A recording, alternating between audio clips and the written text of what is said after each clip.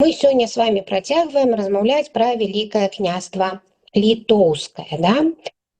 Пра тое, што гэта была за дзяржава, у склад якой уваходзілі нашы землі, да, фактычна, юрыдычна, да, так існавала дзяржава до 1791 года, калі адбудзецца, так скажем, ліквідацыя гэтага падзелу на Вялікае княства Літоўскае і карона польская ў складзе Рэчы Паспалітай. Але аб гэтым мы паразмаўляем крышачку пазней. Да? Сёння ўсё ж такі пра Вялікае княства Літоўскае і пра людзей. Пра тое, што мы з вами ўжо пачалі распавядаць. Да? Прыгадаю, што мы ў минулы раз з вами казалі пра великага князя літоўскага Міндоўга, пра яго сына Войшалка і пра великага князя Віценя, якому удалося дасягнуць адзінства дзяржавы і пры якім з'явіўся вось герб пагоня. Казалі аб тым, што пагоня – гэта народны звычай, які адлюстраваны і ў самой назве гэтага герба. Калі на нашу краіну нападаў вораг, нашы мужчыны садзіліся на каней і праганялі гэтага ворага. І гэта быў народны звычай да 15 стагоддзя. І тут трэба ўжо сказаць такую проста цікавую інфармацыю, я, можа, думаю, што вы ведаеце, што войска ў Вялікім княстве Літоўскім было толькі конным, толькі на канях. Нашы ваявалі продкі. Гэта была шляхта, потым пачынаючы з пачатку 15 стагоддзя, і за тое, што яны былі на вайсковай службе, яны атрымоўвалі зямлю. І вось гэтая агульная шляхецкая мабілізацыя называлася паспалітае рушэнне. Пехота не выкарыстоўвалася ў бітвах у войске Вялікага княства Літоўскага. Пехота яна выкарыстоўвалася пры стварэнні там усялякіх там неабходных таких абарончых збудаванняў, да, ці ў абозе. Вось такое было войска ВКЛ. Ну, колькі было, да, колькі было 10 тысяч чалавек. Войска Вялікага княства Літоўскага, 10 тысяч вершнікаў, па-рускі всаднікаў. І вось такім чынам галоўны занятак шляхты гэта была вайсковая служба. Канчаткова яна будзе сфарміравана, вось гэтае шляхецкае саслоўе, на працягу там 15 стагоддзя, і ўжо вось толькі яны будуць атрымоўваць зямлю за вайсковую службу. Мяшчане і сяляне ў Вялікім княстве Літоўскім у войску не служылі. Гэта была прывілегія толькі шляхты. Мы з вами казалі аб Вялікім князе Літоўскім Міндоўге, аб тым, што ён загінуў у выніку змовы. Мы казалі, чаму я крышачку вам прыгадаю пра Вялікага князя Міндоўга. Мы з вами памятаем, што ён адзіны каранаваны кароль Вялікага княства Літоўскага, таму што у той час Галіцка-Валынскае княства уяўляла сабой такую вялікую пагрозу, бо было значна больш па тэрыторыі, чым Вялікае княства Літоўскае. І галіцка-валынскія князі, яны хацелі уступіць у саюз з крыжакамі. І вось для таго, каб, так скажем, разбіць гэты саюз, Вялікі князь Літоўскі Міндоўг, ён вырашыў прыняць каталіцтва. Прабачце, Міндоўг вырашыў прыняць каталіцтва, стаць адзіным па веры, і папа рымскі з Ватыкана даслаў яму карону гэтую давезлі. І вось мы з вами бачым тут карціна, такая фрэскавая, каранацыя Міндоўга. Ён, яшчэ мы што ведаем, што Міндоўг выдаў сваю дачку ад першага шлюба замуж за галіцка-валынскага князя Шварна. І вось другой жонкай Міндоўга стала Марта, і калі ён каранаваўся, ён таксама каранаваў Марту. Па палітычных, зноў жа, матывах прыняў каталіцтва, па такіх жа палітычных матывах адмовіўся потым ад каталіцтва. Ну і вось гэта яго асабістая гісторыя, да? Ўсё гэта скончылася змовай і забойствам князя Міндоўга. у якую увайшоў адзін з, так скажем, родных Міндоўга па жонцы, гэта муж роднай сястры Марты Марыі. І вось пасля смерці Марты ён запрашае Міндоўг Марыю у Навагародак, і потым Марыя таксама вельмі хутка памрэ. І вось князь Даўмонт, гэта, так скажем, муж Марыі. Ён меў права на рэакцыю, ён паспрабаваў, скажем, выказаць яе Міндоўгу, Міндоўг яе не паслухаў, і Даўмонт ён таксама увайшоў вось гэтую змову супраць вялікага князя літоўскага Міндоўга. Ведаеце, што цікава, што калі б, зноў жа паўтараюся, можа быць, калі б мы пісалі і здымалі серыял па гісторыі Беларусі, ён быў вельмі бы такім, трымаў у нас тут такой эмоцыі, да? Чаму я вырашыла вам прыгадаць? Таму што князь Даўмонт, ён збег. Па адной версіі Войшалк не змог яго дагнаць, па іншай версіі ён даў магчымасць яму збегчы, таму што па тагачаснаму звычаю Даўмонт меў права на рэакцыю. Князь Даўмонт збег не так далёка да Пскова, прыняў праваслаўе, стаў Цімафеем і ажаніўся на дачцы пскоўскага князя. І вось ад гэтага шлюбу у іх нарадзіўся хлопчык. Хлопчык, які ўвайшоў у гісторыю як чалавек, які не прайграў ніводнай бітвы пры сваім жыцці. Чалавек, які змагаўся з крыжакамі, змагаўся вельмі паспяхова, і якога мы з вамі ведаем у гісторыі як Давыд Гарадзенскі. З самага ранняга дзяцінства ён дэманстраваў такі значны вайсковы талент, і к 16 гадам ён быў ужо такі, склаўшыся ваяр. І бацька сказаў яму, каб ён вяртаўся на радзіму, у Вялікае княства Літоўскае. Справа такім, што нягледзячы на тое, што ён ўсё ж такі быў сынам пскоўскага князя, ўсё ж такі у ВКЛ ён быў князь без спадчыны, такі князь-ізгой. І ён першапачаткова, Давыд, прыйшоў да вялікага князя Віценя. Ну і Віцень, трэба сказаць так, спачатку даволі насцярожана аднёсся да яго, таму што ўсё ж такі ён быў сын чалавека, які ўдзельнічаў у змове. Але ваенны талент пераканаў вось Віценя ў тым, што гэта чалавек, з якім можна мець справу. Гэта убачыў і вялікі князь Гедымін. Таму што у вялікага князя Гедыміна, які быў язычнікам, не даваў, скажем, нічога, так скажем, ні аднаму, ні другой, ніякой іншай канфесіі. У яго было шмат дзяцей, у яго былі сыны, у яго былі дачкі. Вось мы ведаем пра двух дачок, пра Беруту і Альдону. І ён убачыў, вось Гедымін, ён убачыў у гэтым хлопчыке Давыдзе такі патэнцыял, які яму быў, так скажем, неабходны. І што вось, калі мы ўжо кажам пра Гедыміна, ён той чалавек, пры якім у склад Вялікага княства Літоўскага увайдуць сучасныя беларускія землі. І вялікі князь літоўскі Гедымін, ён убачыў, што яму трэба вельмі хутка зачыніць гэтую брамку на Вільню, таму што менавіта вялікі князь літоўскі Гедымін перанёс сталіцу з Наваградка ў Вільню.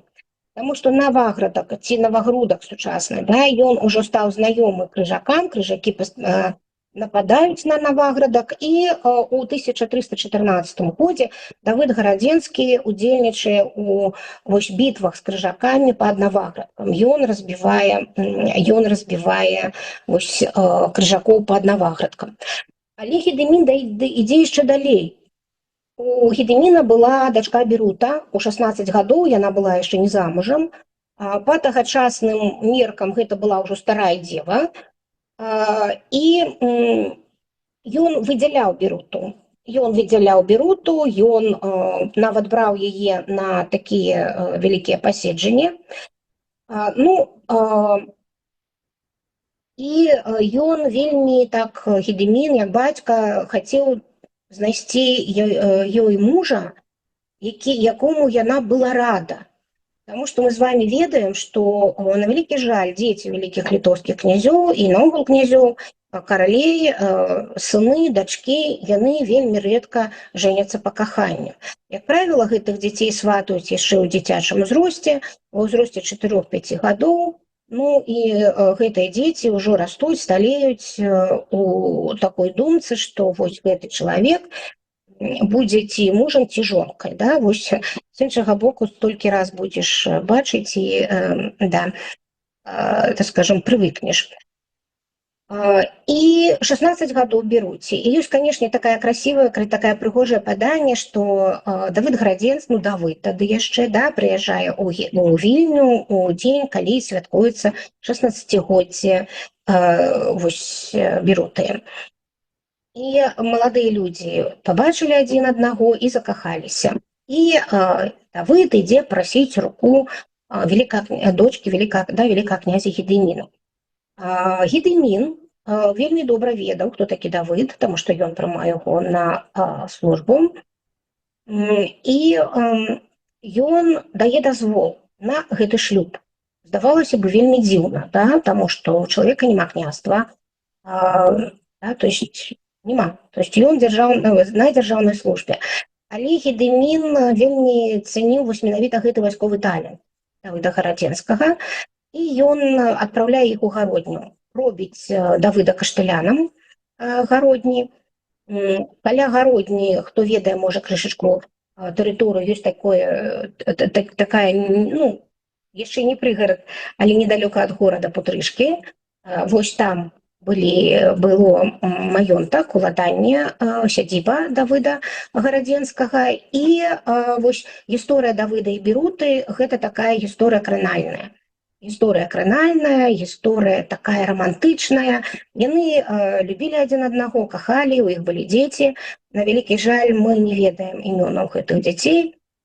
Давыд вельмі паспяхова змагаецца з крыжакамі, зачыняе гэтую брамку, да, якую называлі крыжакі, называлі гародні брамай да Вільні. Так вось Давыд Градзенскі гэтую брамку зачыняе.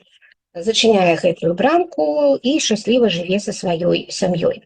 І вось крыжакі у той час, калі Давыд Градзенскі быў адным з паходаў, яны нападаюць на сядзібу, нападаюць на Путрышкі і забіваюць усіх, хто там быў. Абаронцаў, хто быў, ну, ахова, можна так сказаць, забіваюць Беруту, забіваюць сыноў і наогул усіх дзяцей Давыда Градзенскага. Давыд, між іншым, у яго быў такі своеасаблівы талісман. Гэта была насовачка, да, насавой платок, які Берута яму вышыла, і ён заўжды насіў яе з сабой. І вось, калі ён вярнуўся з гэтага пахода, адзінае, што яго засталося ад сям'і, ад такой напамінкі, вось гэтая насовачка. Насовачка ад любімай каханай жанчыны. Пасля гэтага Давыд Градзенскі не зламаўся, як разлічвалі, ён перастае браць палонных. І тады крыжакі падысылаюць наёмнага забойцу, і ў 1326 годзе у бранденбургскім паходзе Давыда Градзенскага во сне гэты забойца заб'е ударам ножа ў спіну. Ваяры пакладуць цела князя на шчыты і прыкладна 1000 кіламетраў будуць на руках несці яго да гародні. Пахаваны ён каля сцен Калужскай царквы, ці ў самой Калужскай царкве, але на сённяшні момант мы не можам з вами казаць, дзе менавіта гэтая магіла, таму што, ну, невядома, не знойдзена. Ну і яшчэ вядома, што Давыда Градзенскага, калі хавалі, яны паклалі яму вось у яго месца пахавання гэтую насовачку. Ён пахаваны вось з насовачкай ад каханай жанчыны. Ну і далей, што за гісторыя Вялікага княства Літоўскага, да? Справа ў тым, што Сынам Гедыміна быў Альгерд. Альгерд гэта вялікі літоўскі князь, пры тэрыторыі княства, пры якім павялічылася ў 2 разы. Пасля бітваў на сініх водах у склад вялікага княства літоўскага увайшлі украінскія землі. І у князя літоўскага Альгерда быў суправіцель. Гэта родны брат Кейстут. Вялікі князь літоўскі Гедымін пакідае трон свайму сыну Елмуту. Аднак гэта ад другой жонкі. Аднак браты Альгерд і Кейстут пазбаўляюць Елмута улады. Елмут збяжыць спачатку у Масковію, потым вернецца. Браты яму дадуць скажем, кіраванне заслаўскае княства, і вось Елмут стане родапачынальнікам князёў заслаўскіх. Да? Вось той, хто, скажем, заслаўшчыны, можа, вось гэта і ведае. І вось 2 браты. Альгерд адказвае за ўсход, Кейстут адказвае за захад. У якіхсьці такіх буйных бітвах, напрыклад, як бітва на сініх водах з татарамі, Альгерд і Кейстут удзельнічаюць разам. Пра Альгерда можам дастаткова шмат прачытаць у усходнеславянскіх летапісах, таму што менавіта Альгерд гэта ў той час збіральнік усходнеславянскіх зямель, і лідарства ў збіранні усходнеславянскіх зямель у тыя часы да канца 15 стагоддзя гэта Вялікае княства літоўскае. Звязана гэта ў вялікай колькасці з тым, што Вялікае княства маскоўскае, як потым будзе называцца дзяржава, у той час яшчэ будзе разбірацца з мангола-татарамі. А у нас, прыгадаю, на нашых землях мангола-татарская іга не было. Пра Кейстута можна прачытаць больш у заходнееўрапейскіх летапісах, таму што ён, калі можна так сказаць, адказваў за захад княства. Чаму менавіта Альгерд вялікі князь, да? Таму што ён старэйшы за Кейстута на некалькі гадоў. І вось па гэтаму старшынству менавіта вялікім князем літоўскім быў абвешчаны Альгерд. Ну і у прынцыпе вось гэтая такая супраца, якая шла на карысць вялікаму княству літоўскаму, якая пашырае свае межы, яно, значыць, менавіта вось пры Альгердзе і Кейстуце. Аднак, што робіць Альгерд? Мы з вами казалі, што усе пісалі тэстаменты. Тэстаменты – это завещание. І, канешне, вялікі князь літоўскі у гэтым тэстаменце ён абавязкова пісаў, хто будзе наступным князем літоўскім, вялікім князем літоўскім. У Альгерда было 2 жонкі, і вось старэйшы сын, малодшы сын ад другой жонкі гэта Ягайло. Вось мы бачым. А старэйшым сынам князя Кейстута быў Вітаўт. І па вось той традыцыі спадчыннасці, якая была, а мы кажам з вами о перыядзе, калі Вялікае княства літоўскае яшчэ не абмежаваная манархія, уладу князя яшчэ ніхто не абмяжоўвае. Так вось, мы с вами, калі пасля смерці Кейстута, скажем, суправіцелем Альгерда павінен быў быць Вітаўт. А вось суправіцелем Кейстута у выніку смерці Альгерда павінен быць старэйшы сын Андрэй Полацкі. Аднак бацька Альгерд аддае спадчыннасць Ягайле. І гэта вызаве тое, што войдзе ў гісторыю Вялікага княства літоўскага як дынастычная барацьба. Дынастычная барацьба, у якой будуць уцягнуты родныя племяннік і дзядзька і стрыечныя браты. Гэта Ягайло і Вітаўт. Ягайло і Вітаўт практычна аднагодкі. У іх былі аднолькавыя настаўнікі. Яны раслі побач, разам вельмі шмат праводзілі часу, таму што, зноў жа скажу, што бацькі Альгерд і Кейстут, бацькі гэтых хлопцаў, яны былі добрымі суправіцелямі. Яны не варагавалі паміж сабой. І наадварот, тэрыторыя Вялікае княства Літоўскае ў тыя часы павялічвалася і стала так скажем, больш у два разы. Што ж адбываецца пасля смерці Кейстута? Ой, прабачце, Альгерда. На прэтэнзіі на Вялікае княства, на великокняжский трон заявіў Андрэй Полацкі, таму што ён быў старэйшым братам, і тут уступае Кейстут і сказаў: ну, хлопцы, вы там разбірайцеся, але я ж яшчэ жывы. Калі у вас такія цёркі, то я буду кіраваць пакуль што ўсім вялікім княствам літоўскім. З чым, у прынцыпе, не хацеў пагадзіцца Яхайла. Яхайла пачынае рыхтаваць змову супраць дзядзькі, і Кейстут аб гэтым даведаўся. І вось ведаеце, ён паступіў не як вялікі князь, вось чалавек, які быў такой гразой крыжакоў, да, якога паважалі і асабліва не хацелі ніякіх такіх сур'ёзных адносінаў. Што робіць вось такі сілы чалавек, дасведчаны Кейстут? Ён сам едзе да Яхайлы. Убачыўшы яго, Яхайла страшна спужаўся. І Кейстут яго пытаецца: гэта праўда, што ты супраць мяне змову рыхтуеш? І Яхайла кажа: не, гэта хто-то, это враги, нас хочуць пасорыць, я вообще очень хороший. І Кейстут яму верыць. Разумееце, гэта адносіны вось дзядзькі і племянніка. Кейстут кажа: ну, глядзі ў мяне, калі я што даведаюся, ой, табе будзе дрэнна. І ён уязджае. Але як потым паказвае гісторыя, Яхайла ж не спыняецца. Гэта заканчваецца тым, што Кейстут і Вітаўт запрошаны ў крэўскі замак, і ў крэўскім замку там здарылася проста трылер, таму што яны былі кінуты ў падмуркі крэўскага замка. Кейстута там разам з слугой задушаць, а Вітаўт у той час быў хворы. І вось тут таксама, ведаеце, вельмі дзіўная рэч. Вітаўта пачалі лячыць. Да, то есть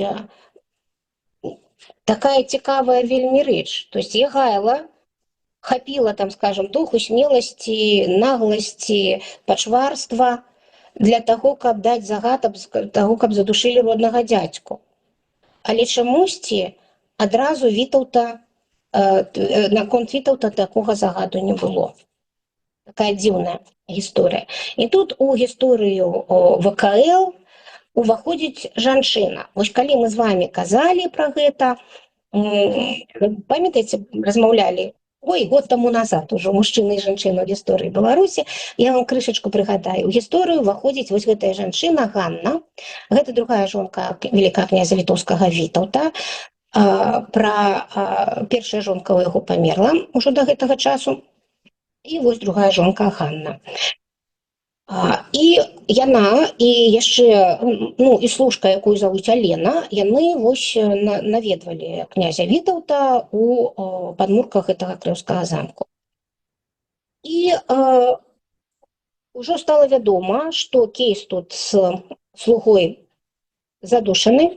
І вось гэтая служка Алена кажа Ганне, што трэба выратоўваць Вітаўта.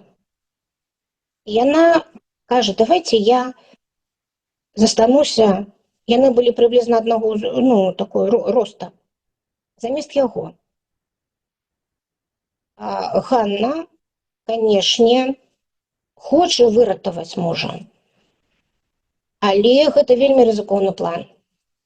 І ведаючы характар Яхайла, гэта такі вельмі рызыкоўны план, калі ён бы раскрыўся.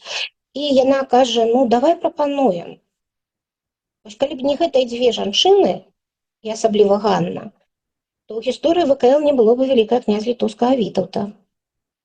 і гісторыя магла б пайсці зусім па іншаму шляху. Яны расказваюць свой план Вітаўту.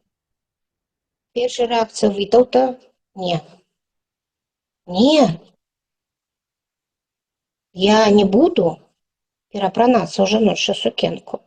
Я не буду выходзіць пад выглядам жанчыны і пакідаць вось гэтую дзяўчыну на смерць, таму што яе заб'юць. Не. Жанчыны ходзяць, калі наведваюць і пераконваюць Вітаўта, што ён павінен адпомсціць за смерць бацькі. Ён павінен жыць. У яго яшчэ ёсць малодшы брат Жыгемонт.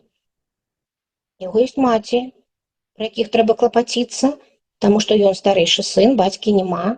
А што будзе з роднымі? А што будзе з намі, кажа Ганна.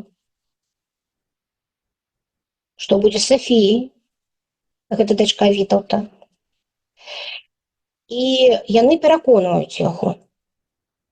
Ён згаджаецца. Ён перапранаецца у сукенку, якую яны прынеслі, надзявае такі плашч з вялікім капюшонам, і з панекшымі галавамі дзве фігуры выходзяць з вось гэтай камеры, дзе знаходзіўся вялікі князь літоўскі Вітаўт. А ў гэты час Алёна, павярнуўшыся тварам да сцяны, накрыўшыся коўдрай, засталася замест Вітаўта. Праз 3 дні заўважылі, што штосьці не тое, зайшлі ў камеру, адкінулі коўдру і ўбачылі, што гэта не Вітаўт. І Алена была забіта, а Вітаўт застаўся жывы. І вось пачынаецца ў гісторыі такая вельмі цікавая, у гісторыі ВКЛ вельмі цікавая старонка адносін братоў-ворагаў. Яны былі стрыечнымі братамі. Вітаўт бяжыць да крыжакоў, заключае саюз з крыжакамі для таго, каб вярнуць уладу ў ВКЛ, таму што пасля смерці свайго бацькі ён стаў на месца аднаго з суправіцеляў ВКЛ. Ягайла гэта добра разумее. І Ягайла, ён заключае дамову з Вялікім княствам Маскоўскім і татарамі. І што цікава, рэпутацыя ў Ягайлы вельмі дрэнная, абсалютна дрэнная. Проста заўжды у любым грамадстве, у любыя гістарычныя часы да людзей, якія ідуць на забойства родных дзеля заняцця трона, не з'яўляецца добрай справай. Таму што перыяд феадальных міжусобіц заканчваецца ў пачатку 13 стагоддзя. А гэта ўжо стагоддзе 14, другая палова. То есть часы ўжо прашлі. І забойства роднага дзядзькі, заключэнне ў турму старэйшага брата, гэта не есть добра на той момант. І Ягайла сватаецца да дачкі маскоўскага князя Дзмітрыя Донскога і заключае дамову з татарамі. А мы з вами ведаем, што ў 1380 годзе адбываецца Кулікоўская бітва. І татары, і Дзмітрый Донскі чакае будучага зяця у сябе. А ён не кажа ні аднаму, ні другому, не адмаўляе. Ягайла спазняецца на Кулікоўскую бітву. І ён прыходзіць, калі бітва скончылась. Такім чынам ён кажа, я ішоў жа, мне народу шмат, мне ж трэба адпачыць, пакарміць усіх, я вось клапачуся, а што ж вы так рана пачалі, да? Што ж вы мяне не пачакалі? І потым у 1382 годзе хан Тахтамыш спаліў Маскву. І Ягайла адмаўляецца ад шлюба з дачкой Дзмітрыя Донскога. Што ж здараецца? А здараецца, памятаеце, тое, што у Польшчы, каралевстве польскім, памірае кароль. І каралевай становіцца 16-гадовая каралева Ядвіга. І Ягайла сватаецца да Ядвігі. У іх што аб'ядноўвала, якія былі агульныя мэты у каралеўства польскага і вялікага княства літоўскага ў той час. У іх быў адзін галоўны вораг, гэта крыжакі. Крыжакі, якія пагражалі і каралеўству польскаму, і вялікаму княству літоўскаму.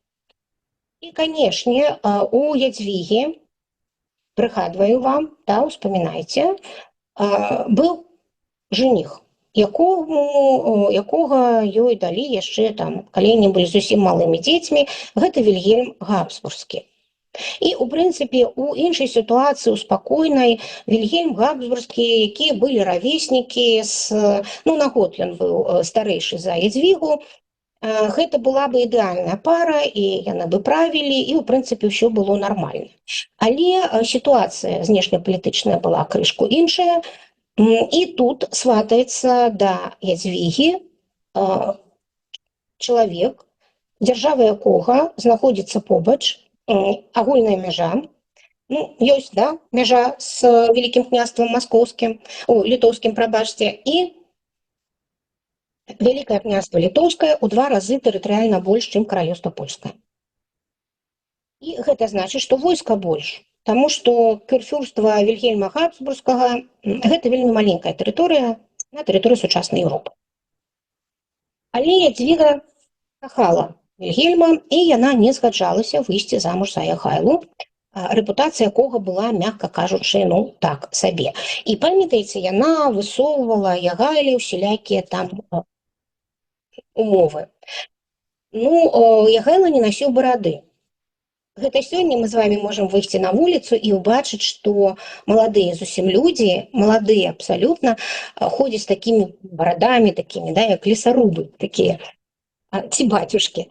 А у тыя часы, пра якія мы з вами кажам, мужчына, ён, калі пачала расці барада, ён яе насіў.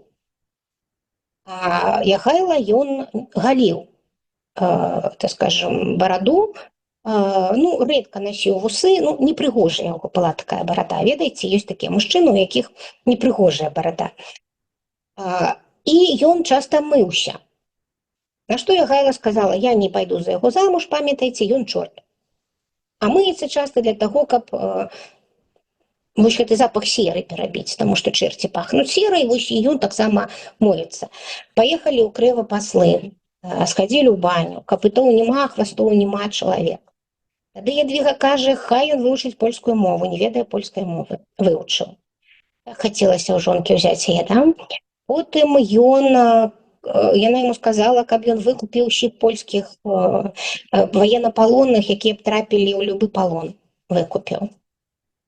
І ўсё ж такі яе пераканалі, і яна дала згоду на шлюб з Ягайлай. І вось у гісторыю гэта пайшло як, так скажем, падпісанне Крыўскай уніі 1385 года, па якой у 1387 годзе Ягайла ахрысціць язычнікаў Літвы ў каталіцтва, і адначасова будзе выданы прывілей, па якому больш правоў атрымаюць феадалы-католікі. І менавіта з Ягайла пачнецца распаўсюджванне такой актыўнай каталіцкай царквы на тэрыторыі Беларусі. А што ж адносіны Вітаўта і Ягайлы? Былі, так скажем, сутыкненні, якія скончыліся тым, што ў 1392 годзе па востраўскаму пагадненню Ягайла перадасць уладу у вялікім княстве літоўскім Вітаўту. І Вітаўт стане вялікім князем літоўскім і будзе ім да 1430 года. І калі мы ўжо кажам пра хвіліначку, то я хацела б спыніць яшчэ вашу увагу на тое, я ўжо некалькі разоў вам пра гэта казала, што ў тыя часы Вялікае княства літоўскае феадальная манархія. Што такое манархія? Манархія – гэта форма кіравання дзяржавы, дзе ўлада належыць аднаму чалавеку. Манархія можа быць неабмежаваная і абмежаваная. Сёння мы з вами назіраем у свеце абмежаваная монархія. Усе монархії, якія сёння існуюць, ну, адразу прыходзіць там, напрыклад, у галаву, канешне, гэта Вялікая Брытанія, да, гэта, ну, Швецыя, гэта Норвегія, то там уладу монарха абмяжоўвае парламент. Ён по-рознаму называецца. Так вось, у часы Гедыміна, Альгерда і Вітаўта улада князя не абмежавана. У яго ёсць такі дарадчы орган, які называецца рада, але, ведаеце, ён дарадчы. А дарадчы па-рускі совещательны. Чым адрозніваецца дарадчы орган ад недарадчага? Дарадчы орган можна паслухаць і зрабіць так, як ты хочаш.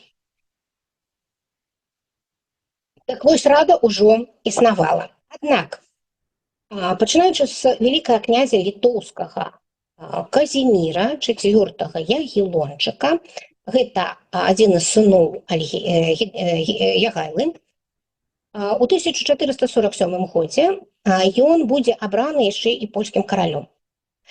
Ён быў вялікім князем літоўскім і абраны каралём польскім. Ён не вельмі хацеў ехаць у Польшчу, ён жыў сабе ў Гродна, казаў, не хачу, мне так тут добра, трэба мне каралёўства польскага, адчапіцеся. Сітуацыя станавілася крытычная, і таму угаворваць сына прыехала маці Соф'я Гальшанская. Ну, ведаеце, ёсць такія мамы, якія маюць вельмі вялікі ўплыў на хлопчыкаў. Так вось, яна прыязджае ў Гродна, Соф'я Гальшанская, і пераконвае, што трэба ехаць.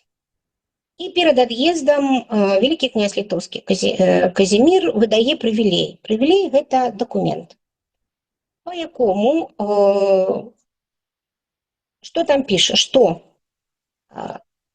дзяржаўныя пасады у вялікім княстве літоўскім могуць набываць толькі ураджэнцы ВКЛ, як і зямлю могуць набываць толькі ураджэнцы ВКЛ. І рада, якая застаецца, а Казімір ад'язджае, пачынае іграць вельмі вялікую ролю ў кіраванні дзяржавай.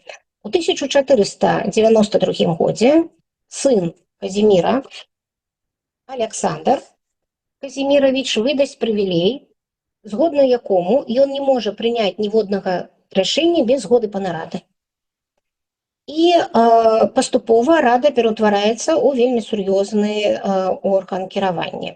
Без яе, без рады не мог князь выдаваць законы, вырашаць ваенныя пытанні, распараджацца ваеннымі сродкамі, прымаць замежных паслоў, прымаць якія-небудзь новыя законы. Не, толькі са згоды рады. Вось менавіта з 1492 года у вялікім княстве літоўскім монархія становіцца абмежаванай. У пачатку 15 стагоддзя, 16 правильно, стагоддзя з'яўляецца вальны сойм, а ён збіраецца зрэдку і вырашае самае галоўнае пытанне ў жыцці княства, але у пачатку 16 стагоддзя сейм уже ці сойм па-рознаму пачынае збірацца раз у 2 гады, працаваць будзе 6 месяцаў, і сойм гэта будзе вышэйшы орган заканадаўчай улады ў вялікім княстве літоўскім, які не толькі прымае законы, але і выбірае вялікага князя. Гэта была вельмі цікавая форма кіравання, таму што, ну, напрыклад, у нашых усходніх суседзей была монархія не абмежавана до 1906 года. Итак, поглядите, калі ласка. Итак, что такое саслоўна-прадстаўнічыя органы улады? Гэта сеймікі ці соймікі, павятовыя соймікі. Гэта збор шляхты павета. Мы павінны з вами памятаць, што кіравала ў вялікім княстве літоўскім шляхта, вайсковае саслоўе, якое атрымоўвала зямлю за вайсковую службу. Узнікае пытанне, колькі было ж гэтай шляхты. Правда? Прыкладна ў розныя перыяды да 12% насельніцтва. Селяне у нас становятся уже к 16 стагоддзю, к концу 16-го, прыгоннымі. Мяшчане, гэта жыхары гарадоў, магдыбургскае права, яны ў нас вольныя. Але ў кіраўніцтве дзяржавай, вось на дзяржаўным узроўні яны не ўдзельнічаюць, яны ўдзельнічаюць у кіраванні сваімі гарадамі, выбіраючы там магістрат.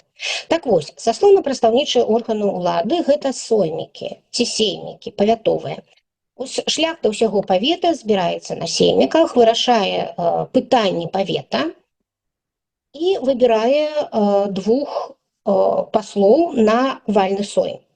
Цікава, што калі яны выбіраюць гэтых паслоў, яны выпрацоўваюць паслам інструкцыі, ад якіх тыя не могуць адступаць. Таму што яны на гэтым агульным вальным сойме прадстаўляюць пазіцыю не сваю асабістую, а пазіцыю павета. Таму што пытанні, якія будуць абмяркоўвацца на сойме, яны вядомыя. Яны, так скажам, агучваюцца зараннё, яны даводзяцца да ведама соймікаў, соймікі гэта ўсё вырашаюць, выпрацоўваюць вось гэтыя інструкцыі, як яны будуць галасаваць, і з гэтымі інструкцыямі паслы ад'язджаюць на сойм. Вальны сойм збіраецца раз у 2 гады, працуе 6 месяцаў. Паны рада працуе пастаянна. Гэта такі пастаянна выканаўча-распарадчы орган улады. І калі там ставіць па рэйтынгу, хто важнейшы, паны рада ці вальны сойм, то важнейшы вальны сойм. Таму што вальны сойм прымае законы і выбірае вялікага князя. І звярніце, калі ласка, увагу, калі мы можам так сказаць, вектар улады, сістэмы улады Вялікага княства Літоўскага накіраваны снізу ўверх. Паступова фарміруюцца залатыя шляхецкія вольнасці. Што гэта такое? Гэта будзе адна з прычын злоўжывання імі, так скажем, сумнай гісторыі Рэчы Паспалітай. І так, што такое залатыя шляхецкія вольнасці? Гэта такая сукупнасць правоў шляхты. Якія? Выключнае права валодання зямлёй. Права выбіраць вялікага князя. Права ствараць канфедэрацыі. Што такое канфедэрацыя? Гэта часовы узброены саюз шляхты для вырашэння якіх-небудзь пытанняў. І права на рокаш. Што такое рокаш? Гэта дазволенае законам выступленне шляхты супраць караля ці вялікага князя. Напрыклад, Жыгімонт I стары. Ён прыняў распараджэнне, якое не спадабалася сярэдняй шляхце, як ён размяркоўвае зямлю. Шляхта сярэдняя і мелкая абвесціла рокаш, яны пайшлі атрадам да Кракава, спыніліся каля Кракава, разбілі лагер і адправілі сваіх паслоў на перамовы з Жыгімонтам I старым. А пакуль гэта ішлі перамовы, яны, трэба штосьці есці, праўда? Яны з'елі ўсіх курэй у акрузе. Таму гэты рокаш увайшоў у гісторыю як вайна пеўняў, ці курыная вайна. Вось калі вы будзеце сустракаць, вось гэта пра гэта. Чым скончылася? Скончыўся гэты вайна пеўняў, ці курыная вайна. Жыгімонт I стары пераглядзеў тое, як ён размяркоўвае зямлю. І вось гэтыя правы, канешне, гэта было даволі шырокія правы. І тут нам трэба разумець самую галоўную рэч, якая будзе на працягу і гісторыі ВКЛ, і гісторыі ВКЛ у складзе Рэчы Паспалітай. Вялікі літоўскі князь першы сярод роўных. Ён не пасланнік, не памазанік Божы, не выключная асоба, занесеная іншаземным розумам якімсьці. Ён першы сярод роўных. Ён такі шляхціч, як і ўсе. Таму што шляхта, яна таксама была неаднародна. Там былі магнаты, якія мелі княжскія тытулы, якія мелі свае войскі, між іншым. І прыватнае войска магнату ў 18 стагоддзі у нас называлася міліцыя.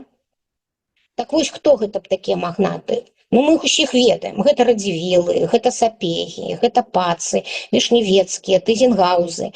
І ў вялікім княстве літоўскім па вялікаму рахунку рулілі магнаты. Вялікую ролю адыгрывалі магнаты. Яны былі вось тымі людзьмі, якія вырашалі вось гэтыя вектары, так скажем, развіцця. Потым у шляхту ўваходзілі вось гэтая шляхта сярэдняя, якая атрымоўвала зямлю за вайсковую службу. І ў шляхту ўваходзіла галота. Галота – гэта бяднейшая частка шляхты, якую вельмі добра выпісаў у пінскай шляхце Дунін Марцінкевіч. Шляхціц у агародзе роўны ваяводзе, да? З шляхецтва толькі гонар і штаны, да? Але ён шляхта. Таму што, нягледзячы на тое, хто ты, магнат, шляхціч ці галота, усе яны валодалі аднолькавымі палітычнымі, эканамічнымі правамі. Што гэта былі за правы? Гэта права, манапольнае права валодання зямлёй, якое пацвярджалі сваімі прывілеямі вялікія літоўскія князі пастаянна. Гэта права выбіраць і быць выбранымі ў органы ўлады. Любы шляхціч, магнат, шляхціч ці галота, яго маглі на сойміке выбраць у органы ўлады. Права судовага імунітэту. Шляхціча нельга было арыштаваць без згоды суда. Права мець свой герб. Вось гэта, ну і там шэраг іншых правоў, да? Але гэта галоўныя права, якія мела ўся шляхта, незалежна ад свайго маёмаснага стану. Яны ўсе валодалі аднолькавымі правамі. І зноў жа паўтараюся, вось у гэтай сістэме ўлады вялікі князь літоўскі першы сярод роўных. Гэта зусім іншы ўзровень узаемаадносін улады і людзей дзяржавы. Калі вось гэтае разуменне першага сярод раўных. І зноў жа кажу, мы з вами кажам аб перыядзе 16-18 стагоддзя. Гэта, ну, вось гэта наша гісторыя, пра гэта мы таксама з вами павінны ведаць і не забываць. І калі вы можаце там пачуць, што у нас няма, так скажем, генетычна закладзена такім гістарычных якісь-небудзь рэчаў, там, скажем, удзелу у кіраўніцтве дзяржавай, гэта неправда. Мы гэты гістарычны вопыт з вами маем. І доказам гэтага гістарычнага вопыту можа служыць трэці статут ВКЛ 1588 года, які лічыцца узорным зборнікам законаў тагачаснай Еўропы. Гэта таксама не проста так. Якая у нас была цэнтральная адміністрацыя Вялікага княства Літоўскага? Зноў жа кажу, мы з вами кажам пра тое да Канституцыі 1791 года. Итак, на чале канцылярыі стаяў канцлер. Гэта загадчык дзяржаўнай канцылярыі, захоўнік пячаткі. Старшыня на паседжаннях рады і сойма гэта маршалак. Камандуючы ваеннымі сіламі гэта гетман. Камендант замка, адміністратар зямельных уладанняў Вялікага княства князя Літоўскага гэта кашталян. І службовая асоба, якая сачыла за зборам падаткаў, гэта падскарбій. І вось гэта цэнтральны апарат, гэта цэнтральная адміністрацыя. І зноў жа гэта былі ўплывовыя людзі дзяржавы. І сейчас, таму што будуць перашкаджаць. І былі яны такія даволі ўплывовымі. І так канцлер, маршалак, гетман, кашталян і падскарбій. Звяртаю вашу увагу, што камандуючы ваеннымі сіламі Вялікага княства Літоўскага гетман, а не вялікі князь. Для таго, каб што-небудзь вайсковае замуціць, сучаснай мовай кажучы, вялікаму князю літоўскаму трэба было заручыцца згодай сейма. Ён так проста нічога не мог пачаць. Ён мог гэта зрабіць толькі са згоды сейма. На адміністрацыйныя, на якія адміністрацыйныя часткі дзелілася дзяржава. На ваяводства, паветы, воласці і вёскі. Горад і мястэчка, яны такое асобна стаялі, да? І да канца 18 стагоддзя вось адзінкі, на якія дзелілася Вялікае княства літоўскае і беларускія землі, гэта ваяводства, паветы і воласці. На чале ваяводства стаяў ваявода. Яго прызначаў вялікі князь. Гэта военачальнік на ўзроўні ваяводства, галоўны суддзя, распарадчык фінансаў, упраўляючы гаспадаркай, то есть усё тое, што адбываецца ў ваяводстве. На чале павета стараста, на чале воласці сельскі войт альбо старца. Воласць – гэта тэрыторыя, якая населена сялянамі-даннікамі, як правіла. Якія былі функцыі, чым займаліся стараста, сельскі войт альбо старца? З аднаго боку, яны сачылі за зборам даніны і за працамі на панскіх двары, а па-другому абаранялі сялян ад занадтай эксплуатацыі эканомаў. На чале горада стаяў войт і на чале мястэчка. Трэба сказаць, што, канешне, мястэчка – гэта вельмі унікальная з'ява на тэрыторыі Беларусі. Гэта такая прамежкавая адзінка паміж горадам і вёскай. Але нягледзячы на тое, што гэта яшчэ не горад, мястэчкі таксама валодалі магдыбургскім правам. І у войта былі ж тыя ж самыя, у прынцыпе, функцыі, якія былі і у ваяводы. І вось усе гэтыя функцыі, што маглі рабіць, што не маглі рабіць, што дазволена, што не дазволена кожнаму з гэтага начальства, было прапісана спачатку ў судзебніку Казіміра 1468 года, а потым у першым, другім і трэцім статуце ВКЛ. І вось мы з вами бачым выявы гербаў ваяводстваў Вялікага княства літоўскага. І мы бачым, што на ўсіх гербах пагоня. Зноў жа, гэта вайсковы звычай, народны звычай, калі на нашу краіну нападаюць ворагі, нашы мужчыны яго праганяюць. Гэта значыць ворага. І тут вось у нас ёсць адзін мядзведзік. Вы мне можете сказаць, што не ўсе пагоні, ёсць адзін мядзведзік, але гэта не ваяводства, гэта староства. І вось такія гербы ваяводстваў былі у нас да падзелу Рэчы Паспалітай. І калі вось хто можа паглядзець на вось гэтыя даты, вось, напрыклад, Віленскае ваяводства да 1795 года, Полацкае 93-го, там Віцебскае 72-го, гэта залежала ад таго, падчас якога падзелу землі былі далучаны да Расійскай імперыі. Таму што падзелы адбываліся 1772, 93 і 95 год. Ну і была вельмі такая разгалінаваная судовая сістэма. Великакняжскі суд з 1581 года, галоўны трыбунал ВКЛ, гэта быў вышэйшы суд для ўсяго насельніцтва, незалежна ад стану. Разглядаў справы аб дзяржаўных злачынствах і злоўжыванні з вышэйшых службовых асоб. І быў яшчэ вышэйшым апеляцыйным судом. Ваяводскі суд – гэта суд мясцовай адміністрацыі. Земскія павятовыя суды – гэта выбарныя суды, дзе разглядаліся справы князёў, шляхты, баяр, якія мелі землі ў гэтым павеце. Усесаслоўным быў гродскі ці замкавы суд, які ўзначальваўся ваяводай, і ён разглядаў крымінальныя справы мяшчан, шляхты і сялян.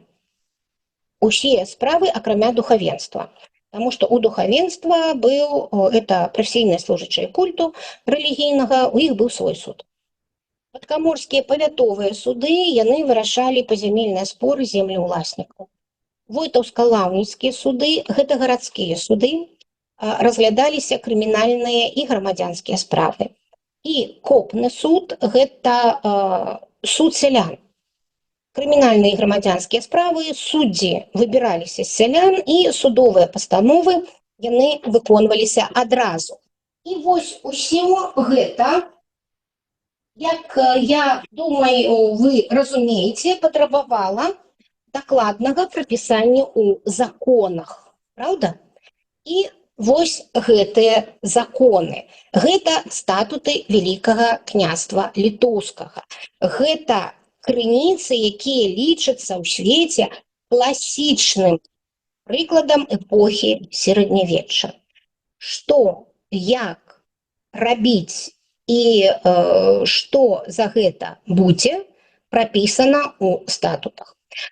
Ужо судебнік Казіміра 1468 года увёў 3 віды пакарання ў ВКЛ. Гэта штраф, гэта пабоі і смяротнае пакаранне.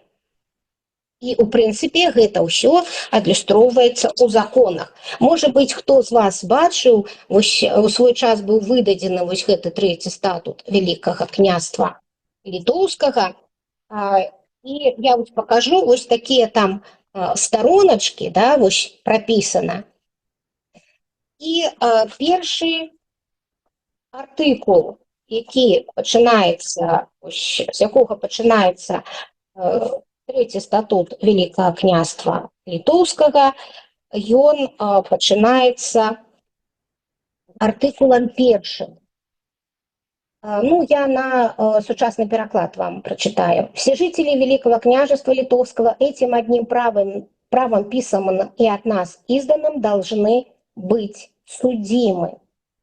Прежде всего мы, государь, обещаем и обязуемся по той же присягою, которую учинили всем жителям всех земель государства нашего Великого княжества Литовского, что всех княжат, панов рад духовных и светских, панов хоругных, шляхту города и всех подданных наших, и всех сословий в этом государстве нашем Великом княжестве Литовском и иных всех земель, издавна тому государству принадлежавших, начиная от высшего чина и звания до низшего, этими правами и артикулами в этом же статуте ниже писанном и от нас данным, будем судить и действовать. Также чужеземцы и заграничники Великого княжества Литовского, приезжие каким-либо обычаем прибывшие люди, тем же правом должны быть судимы и в тех же вредах, где кто провинится.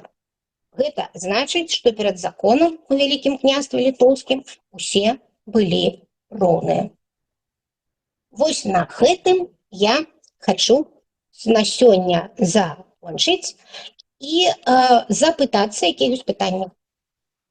Ёсць хвилинка. Микрофончики включены. Скажите, калі ласка, что с гэтага вы уже ведали?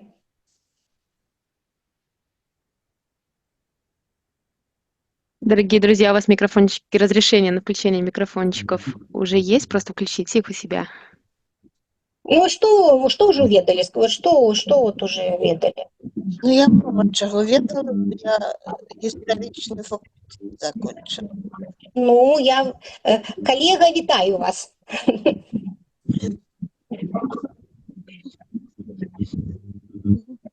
Скажите, пожалуйста, а в каком примерно году Великое княжество Литовское стало частью Речи Посполитой? Великое княство Литовское заключило Люблинскую унию ў 1569 годзе. І мы пра гэта з вами будем казаць у наступнай нашай сустрэчы. До 1791 года не было агульнай тэрыторыі Рэчы Паспалітай, існавала мяжа. Вось гэты падзел на Великое княство Литовское и Королевство Польское было ликвидовано Конституцией 3 мая 1791 года. И гэта дае подставу нам казаць, что Великое княство Литовское існавало до 1791 года. Но в Королевстве Польском, как я понимаю, законодательство было похожее. Да, мы будем казаць об тым, что было 4 рэчы, якія былі агульнымі, а ўсё астатняе было асобным, у тым ліку і заканадаўства. Яно было падобным, але яно было крышку іншым. У нас было сваё, у іх было сваё. Больш таго скажу, у нас нават меры дліны і вагі былі розныя. Вельмі часта, на жаль, вось калі чуюць Рэч Паспалітую, то адразу уяўляюць якусь такую адзіную дзяржаву, дзе, так скажа, а гэта былі абсалютна розныя працэсы на розных тэрыторыях. І вось аб гэтым мы з вами паразмаўляем у наступны раз. Но из Кракова, ну, начиная с 17 века, из Кракова, а потом из Варшавы управлялись и Польша, и Литва, или только Польша? Быў агульны монарх, сейм і знешняя палітыка. Ну, а для того, каб, ну, па-першае, выбіралі караля і прысягалі каралю і ВКЛ, і карона польская. І не заўжды гэта было так проста. Вось аб гэтым мы паразмаўляем з вами ў наступны раз. Ну вот в чем парадокс? Вот вроде бы король – это звание монарха, круль или как там по-польски назывался. А вот Речь Посполитая – это означает в переводе то же самое, что по латыни республика. Вот такой вот парадокс. Республика или общее дело еще может... Ну да, но это одно и то же. По латыни общее дело – это республика. То есть вроде бы по названию республика, а глава государства все-таки король, как монарх. Вот такой интересный. Ну да, але ж его выбирали. Ну понятно, я знаю, да. Да. І адносіны да монарха гэта першы сярод роўных. Калі ты нам не будешь падабацца, то і не будзе у тебе таких правоў, і монархаў ты не водишь. А как вы называли вот это право не согласиться? Я забыл это слово. Не согласиться. Как? Не согласиться. Вы еще какое-то другое слово не знакомы. Либерум вето. Право на заборону это право либерум вето. То ли что-то ворош, или я уже не помню. Рокош. Рокош. А, рокош. О, рокош. Вот это я хотел услышать. Рокош это дозволен... Не. Либерум вето это на сейме. Можно было кричать, а рокош это войсковая операция. А либерум вето это только на сейме. Ну и то, что в Польше говорили, вот там была такая фраза, по-моему, сакраментальная, не позволям, это и было это самое вето. Не позволям. Да, это и есть либерум вето, да. Традыцыйна добрага вам тыдню і да наступнай сустрэчы. Да наступнага аўторка ў 10:30, так? Да. Большое вам спасибо. До побачення. До свидания. Спасибо. До побачення.